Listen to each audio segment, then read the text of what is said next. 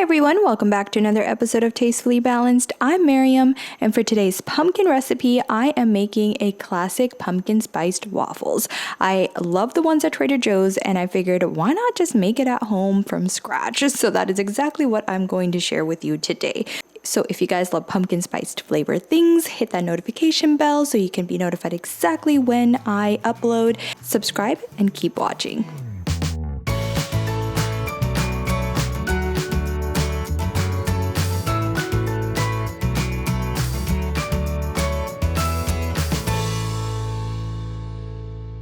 All right, welcome back. So I'm starting off with a clean bowl that I'm adding some flour to, about 2 cups worth of flour. This makes a lot of pancakes, so just be warned that you're gonna have a lot of pancakes, but that's perfect. So I'm gonna also add in some baking soda and some baking powder. All the measurements, all the ingredients will be in the recipe that is always linked in the description box below, so you don't have to worry about that. I'll have all that exact information down there. So after I add in my baking powder, now it's time for the good old pumpkin pie spice. Now, I don't know why I thought I had a lot less than I did, but then I ended up putting a lot in there. But you know what? It ended up being perfect. It was about a tablespoon's worth, and that is what I needed. So it was very, very pumpkin spiced, and that is what I want out of these waffles. And then I added in some salt and gave that a good mix and set that aside because that is my dry ingredients that I will later be using.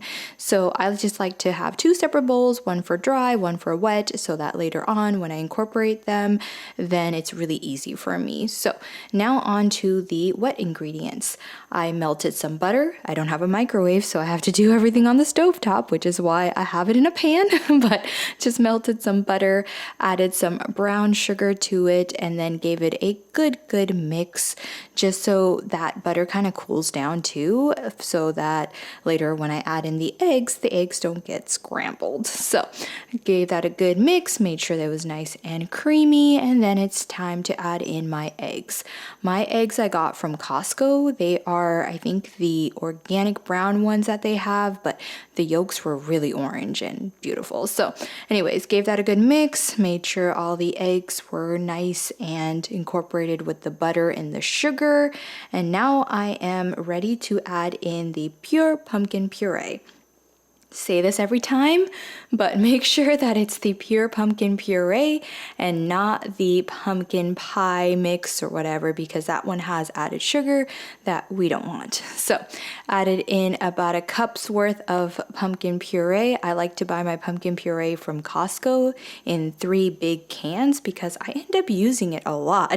Just not for this recipe, and not for my October series, but just in general throughout the fall season, I do end up using it a lot. So give that all a good mix. Make sure that the pumpkin puree is now mixed in with the eggs and the brown sugar and the butter.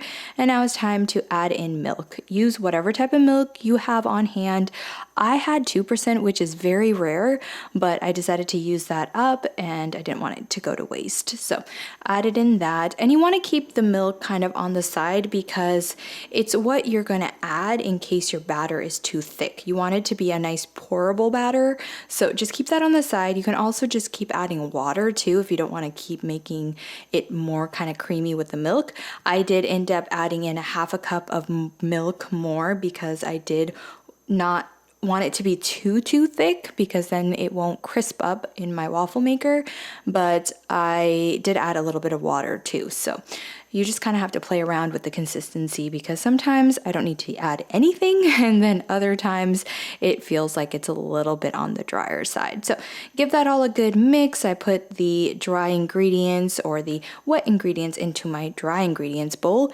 Gave that a good whisk, and then you can see I added a little bit more milk. You kind of have to play around with it at this point to get it to that nice pourable consistency that we want. So now I've got my waffle maker, my waffle iron heated, spraying it with some good old avocado oil, and then I pour in a equal amount, and then you kind of have to play around with it because if you've ever made pancakes or waffles, the first ones are never perfect, and towards the end, you get them to be a little bit prettier.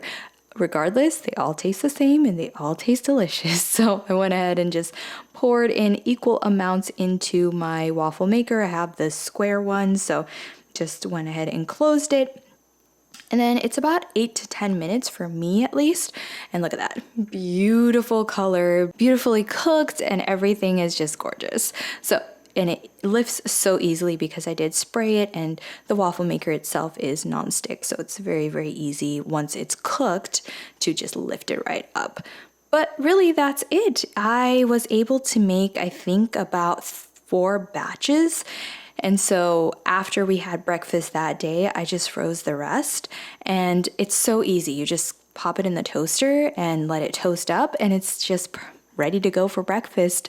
I top mine off, and yeah, it's just easy. I like to freeze it because I'm not going to be able to eat it that fast. And so in your freezer, you've got a supply of pumpkin spiced waffles. And then what I like to do to serve it up is usually I have coconut whipped cream that I like to put, but then on top of that, I like to use some pure maple syrup.